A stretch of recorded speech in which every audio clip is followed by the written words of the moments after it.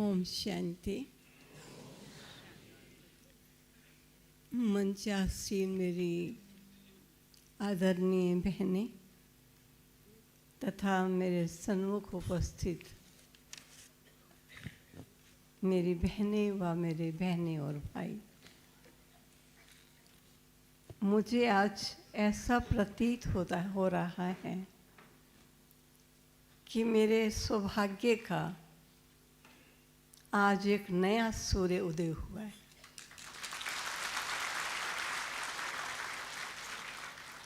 प्यारे बाबा ने तो ये महावाक्य उच्चारण किए ही थे कि गुजरात का तात्पर्य है जिसकी रात गुजर गई है।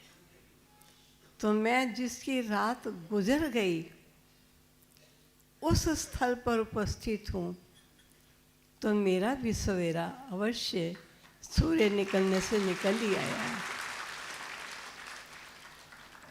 कितना खुशी का आज अवसर है कि हम प्यारे बाबा के गोल्डन जुबली के सुअवसर पर सभी यहाँ पर एकत्रित हुए हैं। हम सबको मालूम है कि सिल्वर वो चीज़ है जिस पर ऋतु का असर होता है। बरसात है, ठंडी हवा है, तो सिल्वर थोड़ा काला हो जाता है, लेकिन गोल्डन वो चीज़ है जिस पर ऋतु का असर नहीं होता है। तो नाना प्रकार की परिस्थितियों से निकलते निकलते हर परिस्थिति के अनुभव को संजोते हुए अनेक आत्माओं को अनुभवी बनाते हुए आज प्यारे बाबा के बच्चे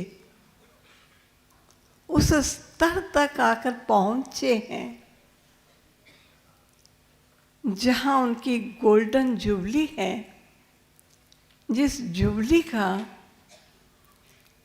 वातावरण का असर मेरे प्यारे बाबा के बच्चों को अब नहीं हो सकता है। सदा इस बात की स्मृति रखना, कैसा भी वातावरण हो, कैसी भी बदलती परिस्थितियां हों, लेकिन हम सोन युग में परिवर्तित होते हुए बाबा के सोन पुट बच्चों को ये ऋतु, ये वातावरण अब प्रभावित नहीं कर सकता है। और इस प्रभावित न होने की स्थिति को जमाए रखने के लिए सदा याद रखना हम कौन हैं और किसके हैं और किस समय से गुजर रहे हैं। जैसे अभी बहन वर्णन कर रही थी कि एक छोटे से कमरे से आज प्यारे बाबा ने विशाल भवन का निर्माण किया और थोड़े से बाबा के बच्चे एक सेवा केंद्र के,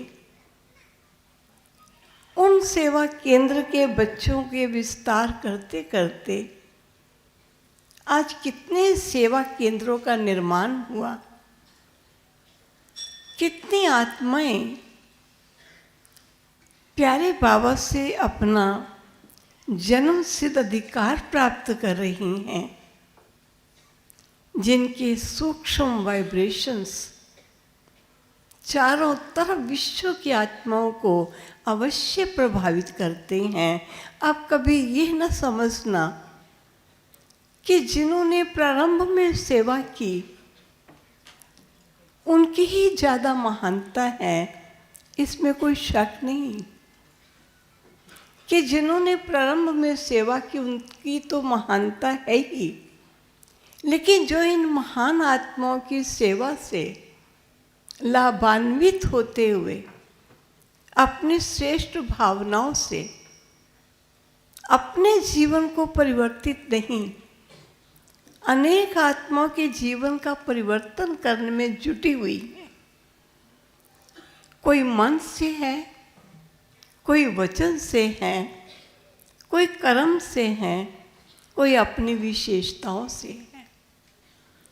कोई भी ब्राह्मण बच्चा ईश्वरीय सेवा ना करता हो, ऐसा नहीं हो सकता है। आपकी भावनाएं बहुत बड़ा काम करती। एक जर्मनी के रिसर्च के अनुसार एक बड़ी बुक बनी हुई थी कि एक स्थान ऐसा था जिसके बहुत से छोटे छोटे द्वीप थे, लेकिन उन द्वीपों में बंदर निवास करते थे। कहते वहां बंदरों की जाति थी और एक बंदर शकरकंदी स्वीट पोटैटो निकालता है और खाने लगता है, लेकिन अचानक वो पोटैटो उसका पानी में गिर जाता है। और बंदर का आपको मालूम है कि कोई चीज़ उसके हाथ में आ जाए तो छोड़ता नहीं, उसके पीछे पड़ जाता है। तो नदी में उस स्वीट पोटैटो अर्थात शकरकंदी के पीछे पीछे चलता गया और आखिर उस शकरकंदी को उसने कैच कर लिया और वो शकरकंदी खा रहा था। कुछ समय के बाद वो वैज्ञानिक बताते हैं कि हमने देखा कि अन्य जो बंदर थे वो भी शकरकंदी निकालते और नदी में डालते और नदी में कुछ समय आगे जाती और फिर उसे निकाल कर खाते। और सभी नदी के पानी में शकरकंदी को स्वाभाविक है धो के मिट्टी रहित जब खाते हैं तो शायद ज़्यादा स्वादिष्ट लगी। अब उनको ये सब कुछ किसने सिखाया? किसी ने सिखाया नहीं, लेकिन किसी एक के प्रैक्टिकल इस कार्य को देख करके अन्य बंदरों में कितनी प्रेरणा मिली और कहा कि उसके पश्चात वो वैज्ञानिक 7वें द्वीपों में गया और वो उसको आश्चर्य हुआ कि उस द्वीप में भी बंदर इसी प्रकार शकरकंदी निकालते और नदी में डालते स्वच्छ करके और उसको खा रहे थे। किसी ने फोन नहीं किया उनको, कोई ईमेल सिस्टम नहीं था, कोई इंफॉर्मेशन नहीं पहुंची, लेकिन सभी ऐसे कैसे करने लग गए। तो इस बात पर यह निर्णय लिया गया कि मनुष्य के थॉट्स इतने पावरफुल चीज हैं कि अगर एक किसी कार्य को करता है और वो मन चित लगाकर उस चीज को सही रूप से करता है तो उसके ये थॉट्स उस तक सीमित नहीं रहते हैं, ये थॉट्स अन्यों को प्रभावित करते हैं। तो मैं ऐसा कहूँगी कि प्यारे बाबा के आप सभी इतने ब्राह्मण जिन्होंने बहनों के द्वारा अथवा भाइयों के द्वारा या किन्हीं परिवारों से प्रेरणा लेकर उस सर्वशक्तिवान प्यारे बाबा को पहचाना और जाना, और आप अपने जीवन में यथाशक्ति यथा योग्य जो जीवन में श्रेष्ठताएं अपना रहे हैं, अगर आप जी जान से कि सर्वशक्तिवान नई सृष्टि की स्थापना अर्थ आए और उन्होंने इस नई सृष्टि की स्थापना में हम बच्चों को कार्य सौंपा है कि मैं नई सृष्टि का निर्माण करने आया हूँ, तुम अपने जीवन को दिव्य बनाते हुए अपने जीवन की सूक्ष्म शुभ भावनाओं से, सूक्ष्म कर्मों की प्रेरणाओं से अन्य आत्माओं के जीवन में भी इन भावनाओं को जागृत करो। आज होता क्या है कि हम कुछ कार्य करते हैं, कुछ समय करते हैं, पुनः उसको कई बार ढीला कर देते हैं और जब ढीला करते हैं तो वो जो हमारे वाइब्रेशंस विश्व तक फैलने चाहिए वो पूर्ण रूपेण फैल नहीं पाते, उनके फैलने में टाइम लगता है। तो बाबा सदा बच्चों को कहते हैं, मैं सत्य हूँ, मैंने आपको दिव्य जन्म दिया है। ऐसे ईश्वरीय जन्म लेने वाले सच्चे ब्राह्मण अगर मुझको पहचान कर, जानकर, अपने स्वरूप में स्थित होकर, अपनी आत्म स्मृति से आत्म ज्योत जगाकर अन्य आत्माओं की ज्योत सदा जगती रहे, ऐसी श्रेष्ठ भावनाएं अगर मन से भी धारण करके रखेंगे तो बहुत बड़ी सेवा विश्व की आत्माओं की हो जाएगी। जिसका मैं आपको अपना एक ज्वलंत उदाहरण देना चाहूंगी। जब मैं रूस देश में गई और मेरा प्रथम बार ही वहाँ जाना हुआ था, और मैं समझती हूँ कि उस समय प्रीवियस यूएसआर कहलाता था। वो यूएसआर में बहुत से देश वहाँ पर कभी प्रवेश ही नहीं कर सके, क्योंकि 70 वर्षों से वो देश आयरन कर्टन में कहलाता था। मैं एक मैगजीन थी जिसका नाम था सोवियत लैंड, मैं देखा करती थी और मुझे वहाँ की धरती, वहाँ के लोग बड़े अट्रैक्ट करते थे, अच्छे लगते थे। और जब हमारे विदेश में सेवा केंद्र खुलने शुरू हुए तो जगदीश भ्राता जी, जिन्होंने लगभग 200 बुक्स इस विद्यालय की लिखी, मैं वहीं पर उनके साथ ही रहती थी। मुझे उन्होंने एक बार पूछा कि अगर आपको दादी जी विदेश के किसी देश में सेवार्थ भेजना चाहेंगे तो आप कौन सा देश प्रेफर करोगे कि वहाँ हम जाएं? तो मैंने एकदम बोला रशिया। कहा ये कोई बात है, रशिया तो कम्युनिस्ट कंट्री है, वहाँ धर्म का नाम प्रचार नहीं है, वहाँ जाओगे कैसे? वहाँ नहीं जा सकते। मैंने कहा अगर जाऊंगी तो उसी देश में जाऊंगी, नहीं तो नहीं जाऊंगी। बात सुनी, कही, खत्म हुई। लेकिन अचानक मेरा कुछ दिन के लिए वहाँ जाना हुआ और मैंने देखा अगर मैं 7 देशों में, उस समय वो यूएसएसआर होने के कारण एक ही देश कहलाता था, लेकिन आज वो अलग अलग देश हैं, 7 देशों में मेरा जाना हुआ, वहाँ कोई ना कोई मुझे ऐसा मिलता जो ये कहता, गले लग के कई माताएं रो पड़ती, दीदी आप इतनी देरी से क्यों आई, आप पहले क्यों नहीं आई, आपने तो कहा था मैं जल्दी आऊँगी। मैंने तो किसी को कहा नहीं, मैं तो फर्स्ट टाइम आई थी। लेकिन वो जो मन की भावनाएं थी, किन आत्माओं की सेवा होनी चाहिए, ये देश अन्य देशों से बहुत अलग सा हो चुका है। और वो जो मानसिक भावनाएं थी, कोई ना कोई आत्माओं ने कैच की।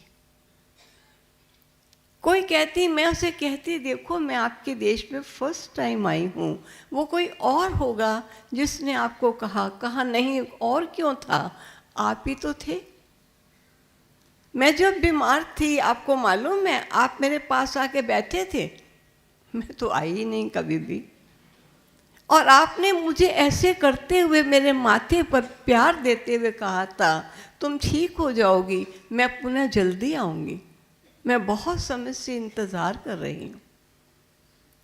तो मैं इतना ही कह के यही स्टॉप करूँगी कि हमारी जो मन की श्रेष्ठ भावनाएं हैं, आत्माओं को कल्याण करने की भावनाएं हैं, ये भावनाएं भी हम तक सीमित नहीं रहती हैं। विश्व की जो आत्मा ईश्वरीय संतान बन प्रभु से वर्षा लेने वाली हैं, वो इन भावनाओं को भी कैच करके दाता से मिलन अवश्य मनाती। तो मुझे बहुत खुशी हो रही है, क्योंकि क्लास तो मुझे पीछे करानी है, अभी तो केवल शुभ भावनाएं ही देनी हैं। तो मेरे साथ बैठी हुई आदरणीय पूर्णिमा दीदी जी, अपने दोनों भ्राताएं और अपनी आदरणीय बहनें, जिन्होंने प्रयत्न कर छोटे से बड़े स्थान और बड़े स्थानों से अनेक स्थानों की रचना रची, जिसके सहयोगी आप सभी हो, तो मैं हृदय से बहुत बहुत मुबारक देना चाहूँगी। ऐसा लगता है कि प्यारे बाबा ऊपर गुलाब के सोने की पंखड़ियों में हीरे जड़ करके आप सबके ऊपर बिखेर रहे हैं और आशीर्वादों की बौछार दे रहे हैं। जीते रहो मेरे बच्चे, जीते रहो, आगे बढ़ते रहो, कभी अपने को अकेला ना समझना, मैं तेरे साथ हूँ, मेरा सहयोग सदा प्राप्त करना। जहाँ जरा सी कठिनाई भी आए तो केवल आँख घुमाकर मेरी तरफ देख लेना, मैं तुझे अकेला नहीं छोड़ूंगा। ये मैं अपने अनुभव से कहती हूँ। तो मैं आज के ऐसे सुहावने दिन पर, जब आपने मुझे, क्योंकि मुझे नहीं मालूम था गोल्डन जुबली, ये कह रहे थे ये आओ, लेकिन आओ मनोज सेंटर में कभी नहीं आए थे, आओ, लेकिन ये गोल्डन जुबली है, एक बार भी अक्षर नहीं किया, लेकिन मुझे ऐसा लगा लॉटरी मिल गई है तो मुझे, क्योंकि चारों तरफ से भाई बहनों का मिलना ऐसे थोड़ी होता। वैसे तो एक ही सेवा केंद्र से संबंधित तो मिल सकती, लेकिन अब सबके दर्शन हो गए। अहो भाग्य मेरा और अहो भाग्यवान मेरा भगवान। बहुत बहुत मुबारक हो, मुबारक हो, मुबारक हो आप सबको। बहुत बहुत शुक्रिया दीदी जी का। वास्तव में लॉटरी तो दीदी हमारी लगी है। आपके मुखारविंद से जो बाबा ने कहा कि मैं साथ हूँ, सदा साथ निभाऊंगा, आज भी तो बाबा ने हमें यही मुरली में कहा, एक बार बस दिल से कहो मेरा बाबा।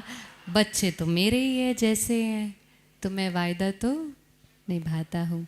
बहुत बहुत धन्यवाद आदरणीय चक्रधारी दीदी जी का। हमारे समक्ष मंच पर तो ये दिव्य महान विभूतियाँ विराजमान हैं, लेकिन आप दोनों तरफ किसे देख रहे हैं जो कब से मौन होकर सिर्फ हमें दृष्टि दे रहे हैं? कौन है? हम सबकी आदरणीय दादियाँ। लग रहा है वो भी साक्षात हमारे सामने खड़े हैं। लग रहा है? किस किस को लग रहा है? हाथ उठाइए। क्या बात है। तो आज वो मुख से तो नहीं बोल सकते, लेकिन वो हमारे साथ सूक्ष्म में उपस्थित होकर बाबा के साथ वो भी गुलाब की सोने से लदी पंखुड़ियाँ हमारे पे वर्षा कर रहे हैं।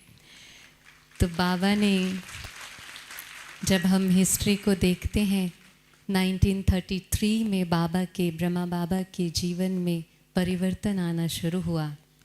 3-4 साल के अंदर शिव बाबा ने उस रथ में प्रवेश करके परिवर्तन का कार्य प्रारंभ किया और धीरे धीरे धीरे काफिला बड़ा होता गया, सेवाएं बढ़ती गई और बाबा की प्रेरणाओं से दादियाँ अलग अलग स्थानों पर पहुंची, दीदियों को भेज